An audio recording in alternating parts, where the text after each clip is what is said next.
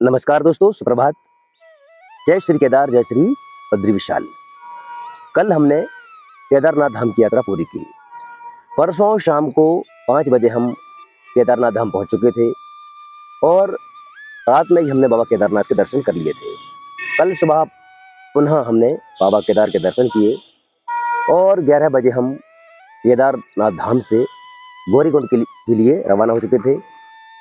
2 घंटे के सफ़र के पश्चात वहाँ पर एक 4-5 किलोमीटर नीचे उतरने के बाद बहुत तेज़ बारिश आ गई, ओले गिरने लगे। तो हम एक दुकान में रुके। वहाँ पर हमने लगभग 1 घंटा बिताया। जब ओले गिरना बंद हो गए, बारिश थोड़ी कम हो गई, तो हम रेनकोट लगाकर वहाँ से चल दिए। रास्ते में फिर 4-5 किलोमीटर के बाद बारिश बंद हो गई, तो हमने अपना रेनकोट उतार लिया। फिर चले तो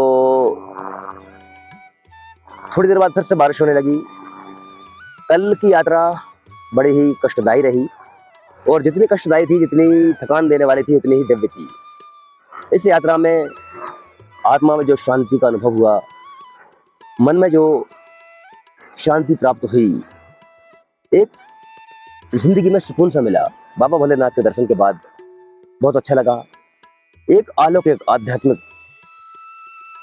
अनुभूति हुई, जिस अनुभूति को हम शब्दों में बयान नहीं कर सकते। थोड़ी देर और हम वहाँ से चले तो गौरीकुंड तक हमें बारिश में आना पड़ा और इस वजह से काफ़ी देर हो गई। हमारे सारे साथी बस में आकर हमारा इंतज़ार कर रहे थे। हमारा मोबाइल भी नेटवर्क में नहीं था। कारण ये था कि हम रेनकोट लगाए थे और मोबाइल भी पॉलीथीन में पैक था। इस वजह से मोबाइल काम नहीं कर रहा था। गौरीकुंड आने के बाद हमें हमारी जो पार्किंग में गाड़ी खड़ी थी, सीतापुर पार्किंग में, वहाँ तक आए। वहाँ भी कम से कम 2-2.5 किलोमीटर का सफ़र हमें पैदल करना पड़ा और रात में लगभग 9 साढ़े 9 बजे हम इस होटल में आ चुके थे। ये वही होटल है जहाँ हम परसों रुके थे। उत्तरकाशी से जो रोड सोनप्रयाग की ओर जाता है, फाटा की ओर, तो फाटा से पहले ये रोड पर इनका होटल है, जिस होटल में हमें यहाँ पर रुकाया गया है। ये पास में बिल्कुल बाजू में ही मंदाकिनी नदी बह रही है और एक साइड पहाड़ है, बीच में ये रोड है। रोड किनारे ये होटल है। अब हम आज बाबा केदारनाथ के दर्शन के पश्चात बद्रीनाथ धाम के लिए रवाना हो रहे हैं। वहाँ पर बद्री विशाल जी के दर्शन करेंगे और उत्तराखंड की 4 धाम यात्रा हमारी इस तरह से पूरी हो जाएगी। दोस्तों, इस पैकेज में हमें ऐसा लग रहा है कि हम बहुत ज़्यादा ठगा गए हैं। कारण उसका ये है कि पैकेज तो ये दे देते हैं कि आपको चाय भी मिलेगी, नाश्ता भी मिलेगा, रात्रि का डिनर भी मिलेगा। और इन्होंने मुझसे बात की थी फ़ोन पर कि आपको केदारनाथ धाम में हम रूम देंगे। लेकिन जब वहाँ पहुँचे तो हमें GMVM का डॉर्मेट्री टेंट दिया गया। उस टेंट में हमने जैसे तैसे रात गुजारी। वहाँ पर ना तो हीटर था और ना ही प्रॉपर कोई व्यवस्था थी। बहुत दुख हुआ कि पैकेज हम जाने अनजाने में इनसे ले लेते हैं। तो मेरा एक सभी से इस तरह का सुझाव है, सलाह है कि पैकेज लेते समय पूरी बातें क्लियर करें। पैकेज वाले आपसे बता देते हैं कि आपको सुबह नाश्ता मिलेगा, लेकिन पैकेज देने वाले बैठे होते हैं ऋषिकेश में, देहरादून में या हरिद्वार में। पहाड़ों पर जिस होटल में वो रूम बुक करते हैं, वो होटल वाले अपने हिसाब से काम करते हैं। उन्होंने तो कह दिया कि आपको सुबह नाश्ता मिलेगा, लेकिन आपको यहाँ से रवाना होना है 4 बजे 5 बजे। दर्शन के लिए आपको जल्दी निकलना है। उनका होटल का कैंटीन खुलेगा सुबह 8 बजे या 9 बजे, तब तक आपके लिए कोई नाश्ता नहीं मिलेगा। दूसरी बात, इन्होंने हमें बताया था कि आपको केदारनाथ में खाना भी मिलेगा, लेकिन जब हम वहाँ पहुँचे तो उन्होंने सिर्फ डॉर्मेट्री की व्यवस्था करवाई। तब हमने उनको फ़ोन करके बताया, उनसे बातचीत की। तब उन्होंने कहा कि हाँ, हमसे गलती हो गई है, हम आपको खाने वाला डॉर्मेट्री नहीं बुक करवा पाए। तो उन्होंने कहा आप अपने हिसाब से खाना खा लीजिए, हम आपको उसको पेमेंट कर देंगे। तो कुल मिलाकर ये कि 5-10 दिन की यात्रा में आपको 5 दिन तो नाश्ता चाय नहीं मिलती है। सुबह जल्दी निकलना होता है तो आपको ना तो नाश्ता मिलता है, ना चाय मिलती है और प्रॉपर तरीके से रूम भी इनके उपलब्ध नहीं होते हैं। तो मेरा सभी लोगों को ये सलाह है कि जब भी किसी यात्रा पर जाओ तो किसी इस तरह के पैकेज में ना जाएं। पैकेज इस तरह का लेंगे सिर्फ ट्रांसपोर्टिंग का हो, जिससे कि आप अपने हिसाब से होटल कर सकें, अपने हिसाब से आप खाना खा सकें, अपने हिसाब से आप चाय पी सकें। क्योंकि आप इनको पूरा पैसा दे चुके हैं, पूरा पैसा इन्होंने एडवांस ले लिया है। इसके बाद ही आपको हरिद्वार से रवाना किया गया है और जब आप यहाँ आते हैं तो आप अपने आप को ठगा सा महसूस करते हैं। दूसरा मेरा एक कड़वा अनुभव इस यात्रा में जो रहा, वो आपको बताना चाहूँगा कि इस केदारनाथ यात्रा के पूरे ट्रैक पर और यमुनोत्री के ट्रैक पर घोड़े वाले मिले, खच्चर, पिट्ठू, पालकी, डोली और बास्केट वाले, ये सब एक समूह बनाकर चलते हैं और पूरे रास्ते पर कब्जा कर लेते हैं। पैदल यात्रियों को तो ये चलने भी नहीं देते, धक्का मारते हुए चलते हैं। अगर आप उनसे धक्का खाकर संभल नहीं पाए तो आप गिर जाएंगे और आपको चोट हो जाएगी, आपके साथ कुछ भी हो सकता है। क्योंकि एक साइड पहाड़ है और एक साइड बहुत गहरी खाई है, नदी बह रही है। ये मंदाकिनी नदी है, ये सीधी केदारनाथ से निकली है और केदारनाथ के और आगे 1 किलोमीटर दूर किसी ग्लेशियर से पिघल कर ये नदी बहती है। ये नदी आगे जाकर अलकनंदा मिल जाती है और अलकनंदा नदी देवप्रयाग में जाकर भागीरथी नदी से मिलकर गंगा बन जाती है। तो एक तरह से ये नदी भी गंगा नदी में जाकर मिलती है। तो ये नदी किनारे किनारे बह रही है और आपको धक्का मारते हुए जब ये लोग निकलते हैं तो बहुत तकलीफ होती है। और खासकर जब बारिश हो रही है, जब आप रेनकोट लगा लेते हैं तो आपको साइड का नहीं दिखता है, पीछे का नहीं दिखता है और ये एकदम पीछे से आते हैं, धक्का मारते चलते हैं। मेरा तो रेनकोट ही फट गया था और मुझे दोबारा रेनकोट खरीदना पड़ा। एक पालकी वाले ने इस तरह से धक्का दिया कि उसके पालकी में हमारा रेनकोट फंस गया और मैं गिरते गिरते बचा, मेरा पूरा रेनकोट फट गया। और दूसरा एक सुझाव और दूंगा, जो भी लोग यहाँ पर यात्रा पर आते हैं तो अपने साथ गर्म कपड़े तो लाएं ही, रेनकोट अच्छी क्वालिटी का लाएं। हम ये सोच कर आते हैं कि वहीं मिल जाएगा, 100 रुपये का 200 रुपये का क्यों ऐसे वजन लेकर जाएं, लेकिन यहाँ पर जो रेनकोट मिलते हैं वो एकदम घटिया क्वालिटी के मिलते हैं, पॉलिथीन होती है। अच्छे क्वालिटी का रेन कवर लेकर आए, वहाँ पर रेनकोट लेकर आए तो आप यहाँ पर अच्छी यात्रा कर पाएंगे। अब हम आगे बद्रीनाथ जी की यात्रा पर निकलते हैं। अभी हमें यहाँ से नाश्ता मिलेगा, नाश्ता के बाद हम बद्रीनाथ यात्रा पर निकलेंगे और वहाँ के बारे में भी आपको बताते रहेंगे। बने रहिए हमारे साथ। जय श्री केदारनाथ, जय श्री बद्री विशाल।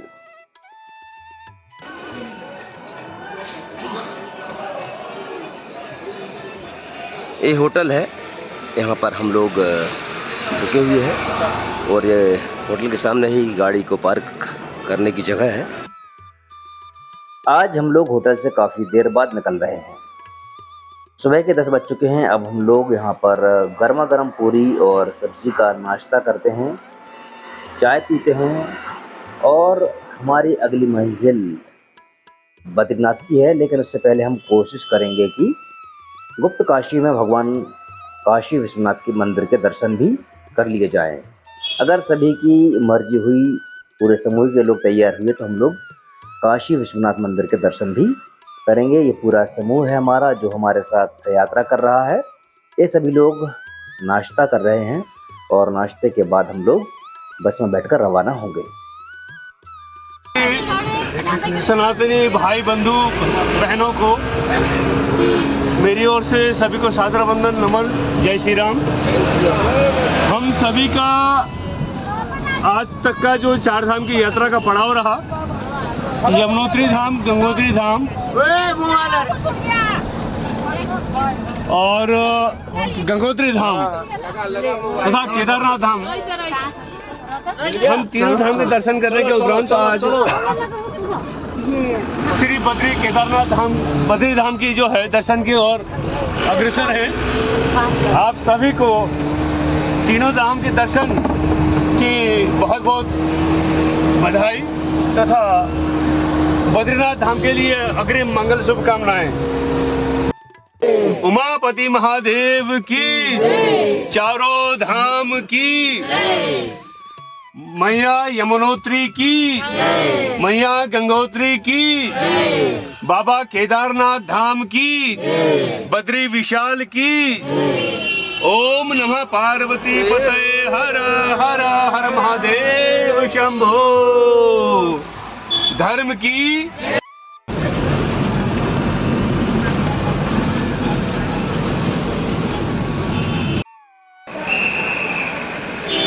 दोस्तों, इस समय हम आ चुके हैं गुप्त काशी के काशी विश्वनाथ मंदिर में और ये मंदिर के सामने का व्यू है और ये हमारी गाड़ी पार्क हो चुकी है। ये गुप्त काशी का पूरा स्टैंड है जहाँ पर मंदिर के सामने गाड़ी पार्क है।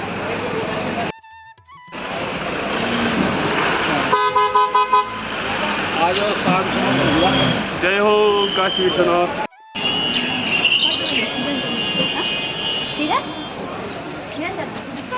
ये रास्ता है, सकरी सी गली है जो काशी विश्वनाथ मंदिर की ओर जाती है। देखिए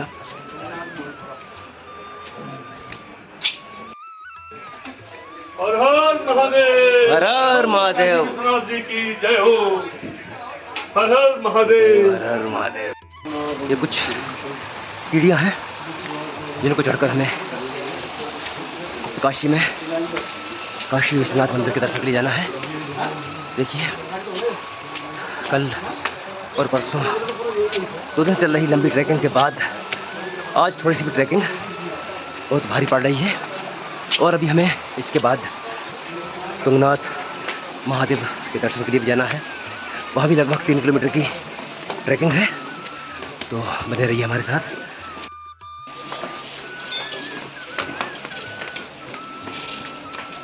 नहीं होंगे तो कहाँ से मिलेंगे? फिर तो मैंने जो है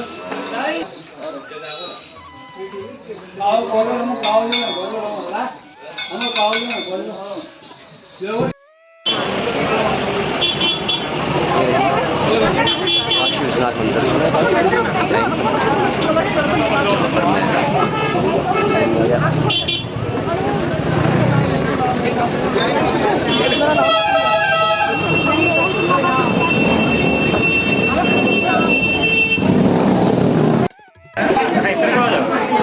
काशी में काशी विश्वनाथ मंदिर का मुख्य द्वार, जहाँ पर हम लोग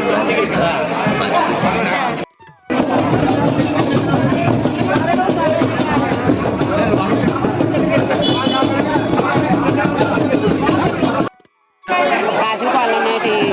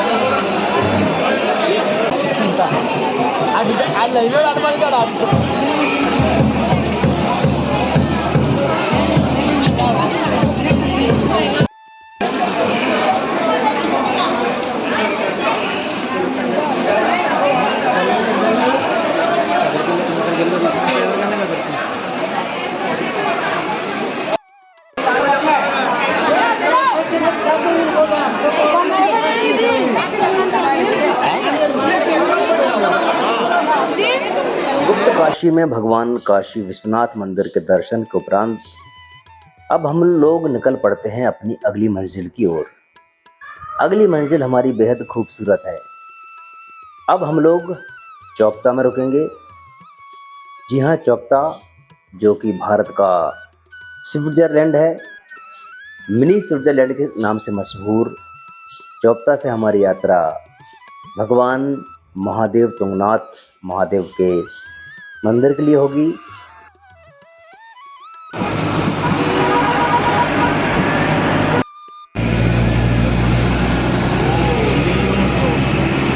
दोस्तों इस समय हम एक टैक्सी में है और यहाँ से चौकता जो कि मिनी स्विट्जरलैंड कहा जाता है वहाँ जा रहे हैं।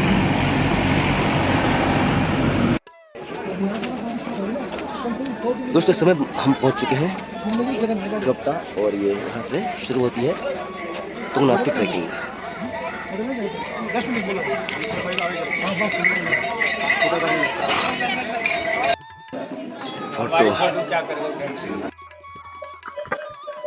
दोस्तों हम लोग इस समय तुंगनाथ की ट्रैकिंग पर हैं और लगभग 4 किलोमीटर का ये खड़ा ट्रैक, एकदम खड़ी चढ़ाई सांस फुला देती है। दुनिया का सबसे ऊंचा शिव मंदिर, दुनिया का सबसे ऊंचा शिवलिंग तुंगनाथ महादेव का मंदिर, जहां हम पहुंचने वाले हैं। और ये ट्रैकिंग चौकता से शुरू होती है जो कि मिनी स्विट्जरलैंड के नाम से जानी जाती है। तो बने रहिए हमारे साथ, हम पहुंचेंगे तुंगनाथ के दर्शन के लिए। हर हर महादेव, और ये तुंगनाथ भगवान की जय। हेलो ये तुंगनाथ का ट्रैक है जो कि केदारनाथ के ट्रैक से भी ज़्यादा खतरनाक है और यहाँ पर बड़ा ही संभल कर चलना होता है।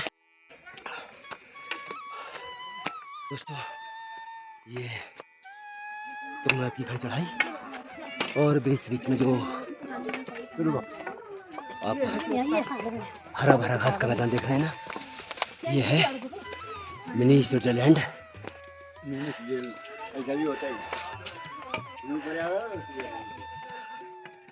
देखिए आप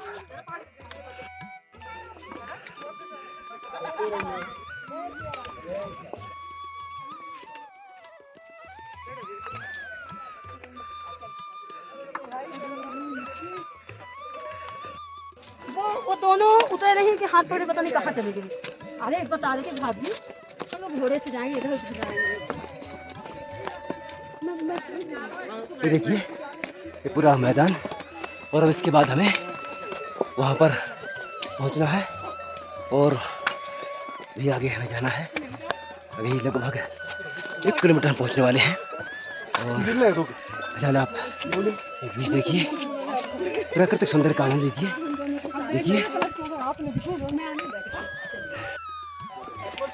ये तुंगनाथ का ट्रैक और यहाँ पर आप देख सकते हैं भगवान तुंगनाथ के दर्शन के लिए लोग आते हैं और इस प्राकृतिक सौंदर्य के आनंद से सारी थकान को भूलकर भगवान तुंगनाथ के दर्शन के लिए पहुँचते हैं।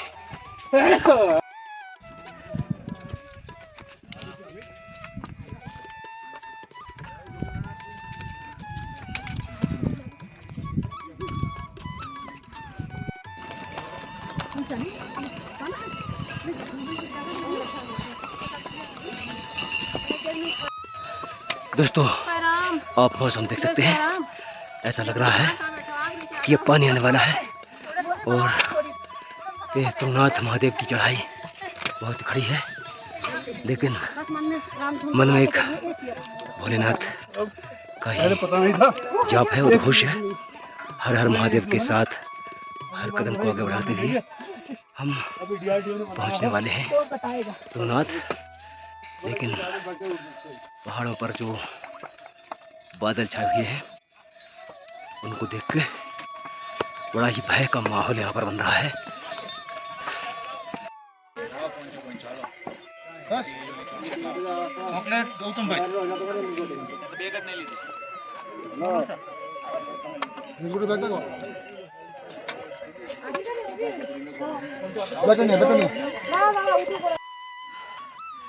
लगभग 2 किलोमीटर का ट्रैक पूरा करके हम लोग आधे रास्ते पहुंच चुके हैं।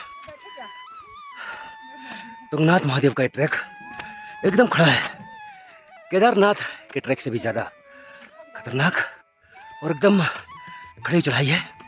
मौसम बहुत ही ख़राब होने वाला है। आप देख सकते हैं पहाड़ों पर बारिश हो रही है और यहाँ भी पानी की बूंदें आ चुकी हैं। लेकिन इन सब परेशानियों के बीच, इन सब कष्टों के बीच ऐसा लग रहा है कि हम कब भगवान तुंगनाथ महादेव के मंदिर पहुंच जाएं। ये मंदिर दुनिया का सबसे ऊंचा शिव मंदिर माना जाता है, दुनिया का सबसे ऊंचा शिवलिंग। बोलिए हर हर महादेव, जय तुंगनाथ भगवान की। देखिए प्रकृति के नज़ारों का आप भी आनंद लीजिए। ये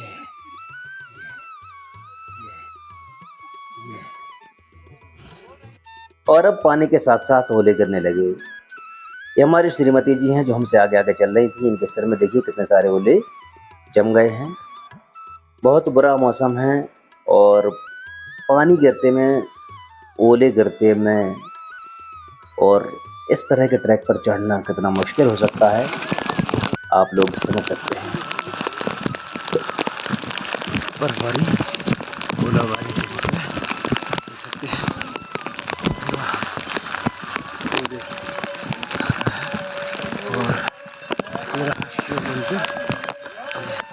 फाइनली हम लोग मंदिर परिसर पहुंच चुके थे। गिरते पानी और बर्फबारी के बीच हम लोग मंदिर पहुंचे हाथ पैर पूरी तरह कर चुके थे। दर्शन के लिए जूते खोले तो जूते भी नहीं चल रहे थे, हाथ की उंगलियां काम नहीं कर रही थी। लेकिन एक संतोष था कि हम लोग ऊपर तक पहुंच गए और मंदिर में हमारे भगवान के दर्शन हो गए। तुंगनाथ महादेव का मंदिर, जहाँ पर हम ओले और पानी और बरसात के बीच में, भारी बारिश के बीच में दर्शन करने आए हैं। देखिए आप लोग भी दर्शन कीजिए, बहुत ही सर्दी है, हाड़ हवास का पाने वाली सर्दी है। और मेरी तो उंगलियां भी अकड़ गई हैं, उंगलियां काम नहीं कर रही हैं। और ये देखिए, ये तुंगनाथ महादेव का मंदिर है। बहुत ज़्यादा ठंड रही है और मेरे पैर भीग चुके हैं, जूते मोजे पानी में भर चुके हैं।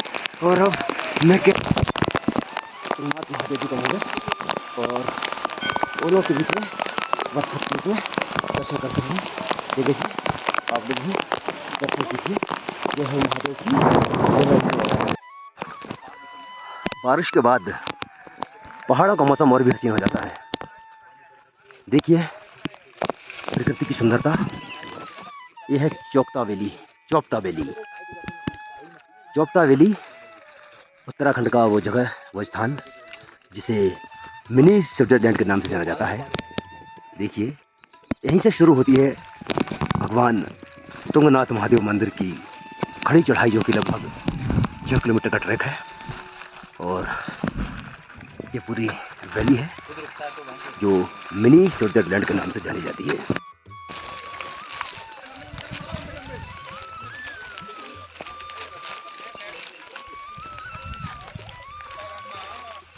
यह है चोपता उत्तराखंड, यानी कि मिनी स्विट्जरलैंड। जब आप यहाँ पर आएंगे तो यहाँ की ठंडी ठंडी हवाओं को महसूस करेंगे। यहाँ पर हरे भरे बुग्यान और बर्फीले पहाड़ों को देखकर आप भी कह उठेंगे, यही स्वर्ग है। आज का दिन सदैव स्मरणीय रहेगा। ओला और पानी के बीच में भगवान तुंगनाथ महादेव की ट्रैकिंग और उनके दर्शन पाकर अभिभूत हूँ। आज का दिन कभी नहीं भुला सकता। हम लोग पानी में पूरी तरह भीग चुके थे, ठंड लग रही थी और रास्ते में एक जगह होटल पर गाड़ी रुकती है तो हम लोग चाय पीकर ठंड को दूर करने की कोशिश करते हैं। कुछ ही देर बाद हमें पीपल कोटी पहुंचा दिया जाता है, जहां पर पीपल कोटी में हमारी होटल थी। इस पैकेज के अंतर्गत अभी तक जितनी भी होटल मिली हैं उन सबसे बेहतर होटल पाकर मन बड़ा ही प्रसन्न हुआ।